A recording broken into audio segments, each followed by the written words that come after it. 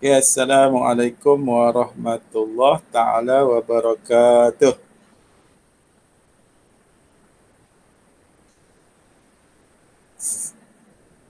Okey, tak dengar salam, tak dengar jawab salam ni pun. Assalamualaikum warahmatullahi taala wabarakatuh. Di mana habis? Waalaikumsalam Ya. warahmatullahi wabarakatuh. Okey. Alhamdulillahirabbil alamin. Allahumma salli ala Sayyidina Muhammad wa ala ali Sayyidina Muhammad. Okey. Hari ini kita nak teruskan pembelajaran kita dalam bab reka bentuk fashion. Dalam bab reka bentuk fashion. Okey.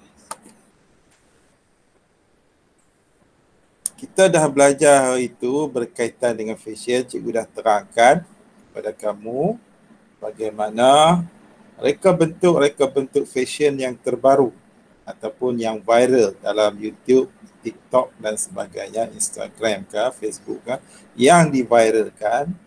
Dia punya fashion dia tak kira lah fashion untuk pakaian lelaki ataupun perempuan. Semuanya itu untuk kemudahan ataupun untuk digunakan oleh masyarakat yang ada di Malaysia dan juga di luar daripada negara kita. Sekarang ni tak jadi masalah sebab tidak ada lagi pintu sempadan dari segi media massa. Maksudnya kita boleh tawarkan ataupun iklankan, kita boleh jual barang-barang keluaran kita, pakaian kita, fashion kita yang kita reka bentuk ke mana saja alamat location yang ada di dalam dunia ni, tak kira lah di dalam Malaysia ataupun di luar Malaysia. Ini dia punya kelebihan zaman kita, zaman yang kita duduk sekarang ni. Ini kelebihan dia internet lah. Okey. Kemudian cikgu dah terangkan kepada kamu dia punya orang panggil sebagai kaedah-kaedah jahitan, kaedah-kaedah sulaman. Minggu lepas kita dah masuk kepada kaedah jahitan, kaedah sulaman. Dua kaedah kita dah belajar. Okey, hari ini kita nak teruskan dengan pembelajaran kita. Okey, pembelajaran kita berkaitan dengan alatan-alatan yang digunakan di dalam mereka bentuk fashion. Okey, cikgu present kat kamu. Okey, alatan-alatan yang digunakan dalam mereka bentuk fashion ni, okey, dia ada 1, 2, 3, 4, 5, 6. Dia ada 6 jenis alatan. Okey, 6 jenis alatan yang ada di sini. Yang pertama sekali, alatan mengukur. Saya kita tengok satu persatu alatan mengukur ni apa dia. Kemudian alatan mendraf, rangka kasar. Okey, garisan-garisan permulaan. Okey, kemudian alatan nak memotong kain. Okey, nak memotong bentuk-bentuk ataupun fabrik yang pelbagai jenis. Okey, alatan menanda, memotong lain, mendraf lain, mengukur lain, menanda lain, alatan menjahit lain, alatan-alatan sebagai sokongan kepada kita mereka bentuk fashion. Okey, boleh? Kita ada 6. 1 alatan mengukur, 2 alatan mendraf, 3 alatan motong, 4 alatan menanda, 5 alatan menjahit, 6 alatan sokongan. Okey. Jadi kalau ditanya soalan kepada kamu, contohnya minggu depan ni, cikgu nak buat ujian, apakah jenis-jenis alatan untuk mereka bentuk fashion? Kamu senaraikanlah. Yang ni 1, 2, 3, 4, 5. Nah, ingat dia lah. Kalau tak senarai pun, kalau soalan objektif, kamu carilah. Kalau ada jawapan ni, ada 6 ni, alatan sokongan ni, kemudian kamu boleh jawablah soalan 1. Nah, okey. Lepas tu, tengoklah. Seterusnya, penggunaan alatan yang betul, proses penyediaan produk dapat dijalankan dengan mudah, lancar dan juga selamat. Alatan mengukur. Okey, alatan mengukur. Yang pertama sekali ialah pembaris kayu. Pembaris kayu ataupun pembaris besi, boleh guna dua-dua tu. Untuk membuat garisan lurus, mengukur dan menanda. Ni kita guna pembaris ni dia. Kalau untuk ada pembaris yang panjang, ada pembaris yang sederhana panjang, ada pembaris yang pendek. Kita guna tiga-tiga tu. Tapi kebiasaannya kita guna yang 1 meter tu. Okey, pita pengukur. Ni nama dia pita pengukur. Ada ukur baju tu. Kalau kita pergi buat baju, nak potong baju, mesti dia gunakan pita pengukur. Nak ukur dia punya pinggang kita, bau kita, kita punya paha kita, kaki kita, lengan kita. Ni kita gunakan pengukur. Okey, satu pembaris, satu lagi pita pengukur. Okey. Ni satu lagi nama dia ialah pembaris lengkung. Okey, pembaris lengkung. Okey, membuat dan membentuk garisan melengkung dalam proses menderah pola atau mengubah suai pola. Okey. Yang kedua, pembaris sesiku L. Kalau kamu pergi ke kedai-kedai jahit ni, kamu akan jumpa lah. Pembaris sesiku L membuat garisan lurus khususnya yang mempunyai sudut tepat serta memastikan ira lurus lari dengan sero. Okey. Ini penggunaan pembaris sesiku L. Cikgu pun tak biasa buat, tak biasa nak buat benda-benda macam ni. Nak menggunakan alat-alat ni, cikgu tak biasa sebab cikgu bukan tukang jahit. Ada di kalangan kita ni, pelajar-pelajar kita ni, mak dia ada buat jahitan. Ada buat tempahan untuk buat pakaian, tak kira pakaian apa pun. Jadi dia lebih pandai daripada cikgu. Okey. Alatan memotong, gunting kertas. Mesti gunting yang besar ni digunakan untuk menggunting kertas. Kertas ni kita nak gunakan untuk apa? Untuk nak design lah. Fashion tertentu. Gunting fabrik digunakan untuk menggunting fabrik. Fabriknya seperti kain lah. Kain ke apa jenis fabrik, kain-kain yang lain lah. Campuran macam-macam lah ni. Macam-macam campuran ada. Kalau kamu pergi ke kedai kain ataupun kita pergi ke apa yang famous, nama apa, gedung kain yang paling famous sekali lah, iklan dalam Kamda, ada di situ, dijual berbagai jenis fabrik. Okey. Kemudian kita namakan satu lagi alatan memotong. Ni alatan memotong. Alatan memotong nama dia kacip. Bukan kacip hak style kacip Pinang tu. Kacip Pinang lain. Kacip Pinang orang tua-tua duk makan pinang, duk makan sirih, duk buah kapok apa semua ni nak kacip buah pinang. Ni tak ada dah orang nak buat benda-benda tu. Nak pergi cari pokok pinang pun dah payah. Pinang kuning ada, pinang merah ada. Cikgu lah ni pun duk cari pokok apa, benih pokok pinang. Dengan benih pokok gambiak. Tak ada. Duk cari tak ada, nak tanam kan ikut tua-tua, mak cikgu dah sampai 90, 100, 70 kan, nak makan sirih mudah sikit kan. Ni kacip, dia kacip buah pinang, ni bukan kacip buah pinang ni. Ni kacip untuk nak potong, yang digunakan untuk menggunting benang dan lubang butang. Ada lubang butang tu nak menggunting benang dan lubang butang, menggunting bahagian yang kecil ataupun sempit. Ni kita guna ni lah. Yang ni, yang ni kalau buat apa? Ni kalau kamu guna untuk apa? Gunting kertas tak boleh. Dia untuk bahagian-bahagian gunting benang kecil-kecil. Okey, satu lagi penetah, cutter lah. Cutter digunakan untuk membuka jahitan tersilap dan menebuk lubang butang. Cutter. Ini macam cutter. Okey, ni alatan motong. Alatan menanda, pensil tukang jahit. Pensil dia lain sikit. Kalau kamu tengok dia orang menjahit pi di kangak tu ada tang mana? Kangak tang CIMB tu. Kalau kita lalu kot CIMB, pi terus sikit belah kanan tu. Kedai mula-mula tu cikgu dia pergi potong sedap kan tu. Sedap. Jin apa semua. Cikgu guna. Cikgu tengok dia punya penanda dia bukan macam pensel beza lah. Dia ada, ni, dia guna kapur penanda. Ni. Digunakan untuk menanda garisan pemadam dan memindahkan garisan pula pada fabrik. Ni.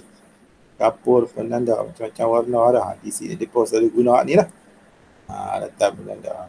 Okey, ni nama dia alatan menanda. Okay. Lepas tu, alatan menanda yang lain, roda surih dan kertas karbon digunakan bersama untuk memindahkan tanda dan garis pemadam ke fabrik. Memindahkan tanda dan garis dalam kerja membuat penyesuaian pola. Ni dia punya bentuk lah. Roda surih dan kertas karbon. Macam ni bentuk lah. Bukan tak jarang tengok. Nanti kena beli satu tunjuk kat kamu. Okey, jarum peniti. Jarum peniti ni kalau kamu biasa orang perempuan suka guna nak cucuk di tudung. Kalau orang lelaki ni dia tak guna apa, nak pergi letak tempat duduk orang, nak bagi orang kena jarum. Ni apa ni, jarum peniti. Ini digunakan alatan menanda. Okey, lepas tu teruskan. Alatan menjahit disarung di jari tengah, jari tengah ni, pada tangan yang menjahit bagi mengelakkan jari tercucuk jarum. Ni dia punya orang panggil apa, sebagai perisai lah untuk tak bagi kena jarum. Ni. Kalau nak pergi perang pun ada perisai ni, nak pergi menjahit pun ada perisai tak bagi jarum kena jari. Kadang-kadang orang yang pakar, orang yang expert tak gaduh pakai pun. Okey, jarum jahit tangan digunakan untuk menjahit bahagian tertentu pada fabrik dengan menggunakan tangan. Ni jarum kecil lubang. Cikgu ni kalau nak masuk, nak jahit ni, kalau nak jahit sendiri kan, pakai benang nak bubuh dalam lubang ni, Allahu Akbar. Cukup payah lah dengan mata otor-otor macam ni. Tak boleh mata kampung budak-budak ke tak apalah, jelas tengok elok, terang elok, boleh senang masuk. Kalau cikgu, Allahu Akbar, payah. Okay, ni kalau kita nak jahit yang sikit je lah. Ni alatan menjahit ni guna mesin macam-macam mesin lah digunakan untuk jahitan lurus dan cantikan dengan fabrik. Okey, yang ini untuk jahit biasa lah. Kalau kita ada kain plekat, nak jahit kain plekat tu, kain plekat yang dijual kadang-kadang ada yang dia tak jahit lagi. Kita boleh gunakan mesin ni buat lipatan ni kena kita jahit lah. Simpulan kasih lah, apa kasih simpulan nak jahit tu. Okey, ni kita gunakan mesin jahit. Ada macam-macam jenis mesin jahit. Mesin jahit yang lama-lama dulu zaman Tok Wan cikgu dengan Tok Nek cikgu duk guna dulu, singa, jenama singa, pakai kaki je, naik kaki, tekan dia akan bergerak ni lah. Dia pakai kaki. Dia mesin pakai kaki, tak guna tenaga elektrik, guna tenaga kaki. Okey, sekarang ni ada jenis mesin yang guna tenaga elektrik, tenaga solar pun ada, tenaga elektrik lah. Kemudian boleh di-charge, bateri boleh di-charge, boleh bawa auto cerok, pergi mana pun boleh. Macam-macam lah ni jenis mesin. Jadi semakin moden, semakin kita ke depan, semakin kita maju dalam bidang teknologi. Okey, mesin sulaman untuk sulam. Ni ada jenis-jenis mesin sulaman. Ni dia mesin dia agak lebih besar sikit daripada mesin jahit sebab dia nak sulam. Okey, sulaman ni nak bagi cantik kita punya pakaian, kita nak buat timbul. Alatan lain yang kita boleh guna ialah tweezer. Tweezer ni nampak dia macam kaki labah-labah. Digunakan untuk memasukkan benang ke dalam lubang jarum atau pemegang batu perhiasan ketika menggunakan cecair lilin. Dia pakai lilin pula. Guna ni alat penyepit ni. Lebih kurang macam sepit-sepit je. Pegang benang, cucuk masuk dalam lubang jarum. Okey, stapler. Pengokot. Digunakan untuk mencantum pengiriman kertas. Ini untuk guna untuk kepit kertas lah. Pistol perekat panas. Digunakan untuk mencairkan rut perekat panas semasa menggeluk. Ni pun boleh guna. Kita ada guna lalu ni. Yang kita ada guna lalu untuk buat reka bentuk, untuk buat ciptaan-ciptaan, untuk nak buat bahan-bahan dalam bentuk teknologi ni. Ni guna banyak. dalam kelas kita ada banyak. Dalam bengkel kita ada banyak. Pita selofan digunakan untuk mencantum atau mekat. Selotip mana? Okey. Kamu tengoklah lakaran fashion, reka bentuk fashion. Kamu tengok. Lakaran perlu disediakan terlebih dahulu kerana lakaran merupakan proses menjelma idea kepada bentuk gambaran yang dilihat dengan jelas. Nampak? Okey, kita buat lakaran lah, tengok bentuk seluar ni. Oh, ni cara nak buat seluar tidur. Seluar tidur. Ni dia buh di bahagian atas ni, tengok dia punya rak dia punya getah dia. Cara ni design dia. Design dalam bentuk 3 dimensi. Ni 2 dimensi. Nampak depan saja. Okey, ni kita namakan sebagai idea lah, gambaran idea. Macam mana kita nak buat sesuatu rekaan seluar. Okey, lepas tu kita buat kasut. Nampaklah kita design kasut.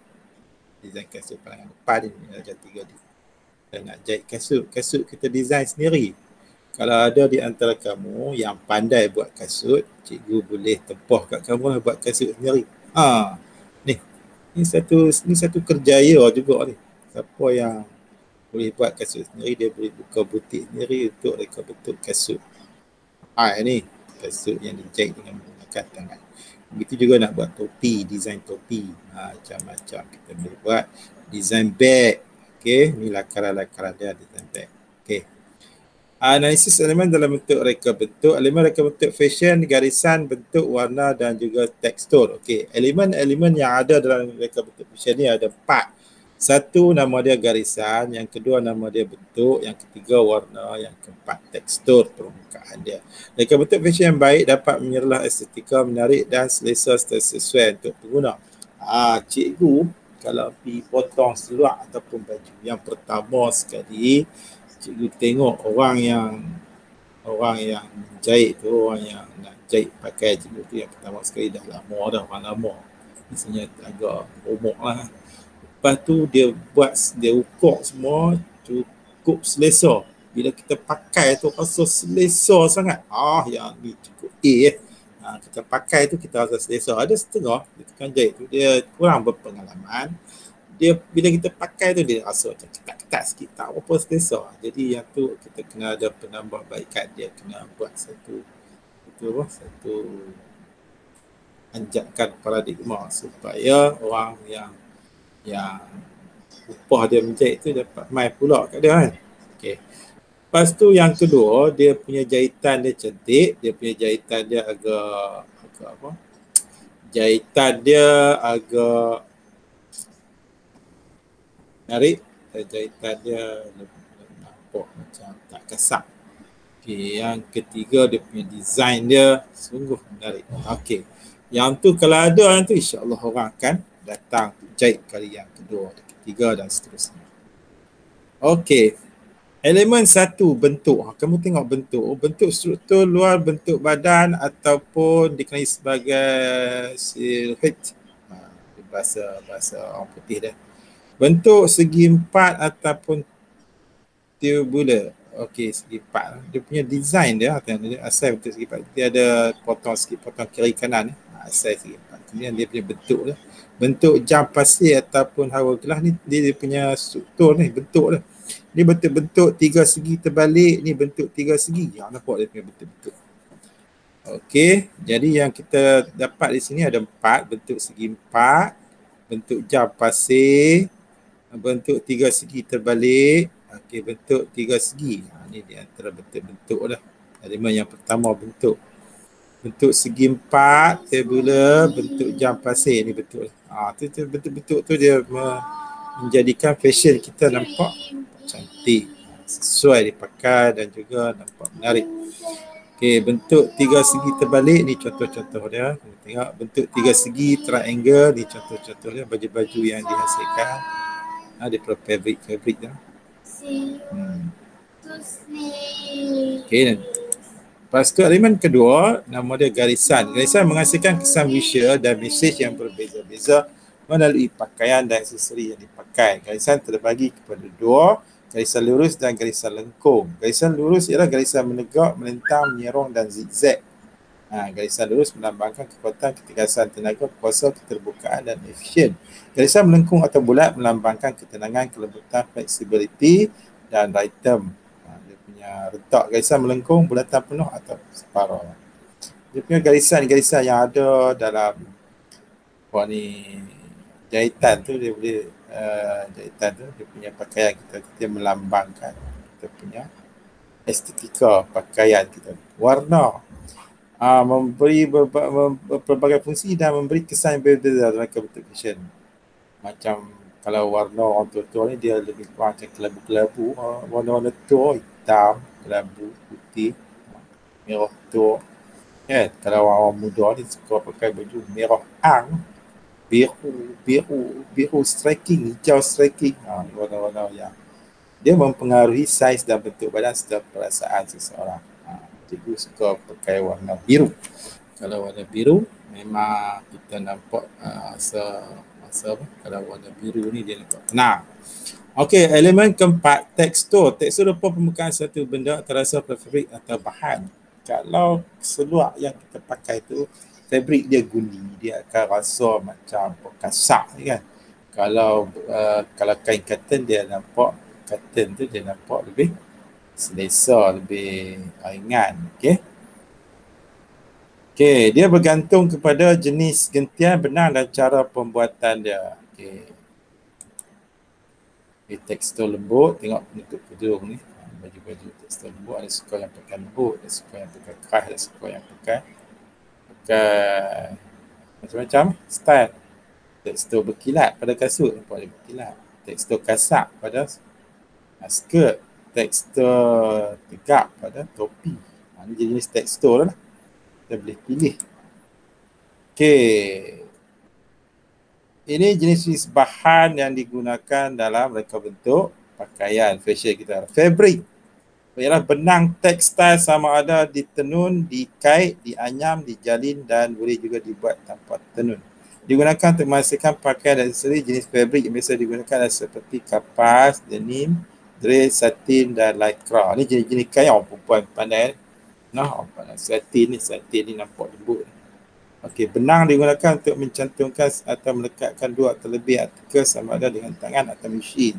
Benang terdapat dalam pelbagai jenis, kualiti, warna dan saiz. Dia untuk nak gabungkan di antara dua permukaan kain benang. Macam-macam warna ada. Letak aja atas mesin tu, kena arahkan saja dia guna benang warna apa. Lepas tu fabric. Merupakan bahan asal yang digunakan untuk menghasilkan produk atau bentuk fashion. Fabric digunakan untuk membuat asal seperti bunga pada beg pakaian. Untuk buat beg ni kasar sikit. Kancing. Kancing biasalah kita nak mencantum untuk kancing seluar. Tak ada kancing seluar ni payah. Kita nak pergi tandas, nak terkencing, tak nak buka ke mana kan. Kalau seluar tidak tak apa, seluar pendek. Okey, butang hiasan ni kita nak pasang orang perempuan lagi cakap ni, butang-butang nak pakai baju pun semua ni, belakang, bahagian belakang, depan dan sebagainya. Lapik dalam, pakaian dalam ni, pakaian dalam. Okey. Lepas tu pita perekat, ni nak jenis apa? Perekat ni contohnya kalau kita perekat ni biasanya di bahagian kasut sekolah. Okey, lepas tu dawai, bersifat lembut. Ada juga nak guna dawai. Pin rambut, gelang dan rantai leher. Okey, getah. Jadi dia pelbagai saiz dan kita barang gunakan dalam menghasilkan produk seperti getah rambut, ikatan kepala, yang ni dia punya lebih kepada aksesori. Begitu dengan dawai pun. Dawai digunakan untuk membuat aksesori seperti kerongsang, pin rambut, gelang dan rantai leher. Ini lebih kepada aksesori. Tali juga boleh digunakan untuk membuat pelbagai aksesori. Contoh tali ada seperti tali senai elastik, satin, nilon dan polister. Orang tanya kamu, apakah contoh tali? Kamu abaklah tali senai elastik, satin, nilon dan juga polister. Ribbon untuk aksesori juga. Bahan trimming digunakan untuk membuat hiasan tambahan pada reka bentuk fashion. Contoh seperti pita sikusika, renda, pita bird dan pita brick dan pita jalur serong tempat. Ini jenis-jenis pita lah. Nak buat aksesori lah pada beg. Beg maksudnya beg. Memanik. Manik dituduh. Biasa ketemu itu. Manik. Buat cantik. Okey, setakat tu saja untuk hari ini. Kita akan sambung pada edisi yang akan datang. Untuk pengetahuan kamu, minggu depan masa yang sama cikgu akan buat ujian dalam bentuk soalan objektif. Apa yang kita belajar daripada awal dulu, daripada masa PKP dan juga masa belajar di sekolah sampai sekarang ni, cikgu akan buat satu ujian. Tak tahu lagi berapa soalan. Cikgu akan recall, kemudian kamu jawab. Cikgu nak bagi soalan dalam bentuk objektif, kamu jawab. Mungkin ada 25 soalan dalam masa lebih kurang 30 minit ataupun 40 minit kamu jawab. Okey lah. Cikgu akan masukkan markah ujian ni dalam markah PBD. Ada apa-apa soalan nak tanya? Mukris. Mukris. Ya, Cikgu. Ada apa-apa nak tanya? Minggu depan ada ujian lah. Okay. Tengok balik video-video cikgu tu dalam Cikgu Syahri hari-hari main bola tu lah. Tengok balik. Okey, Adam. Ya. Okey. Ya. Okey. Okey lah. Minggu depan ada ujian tau. Ya. Pukul 10.30 macam ni. Jawab online lah. Okey, cikgu masuk markah tu dalam PBD. Kalau tak ada apa-apa, okey, itu saja untuk hari ini. Kita jumpa lagi minggu depan. Assalamualaikum warahmatullahi wabarakatuh dan terima kasih banyak.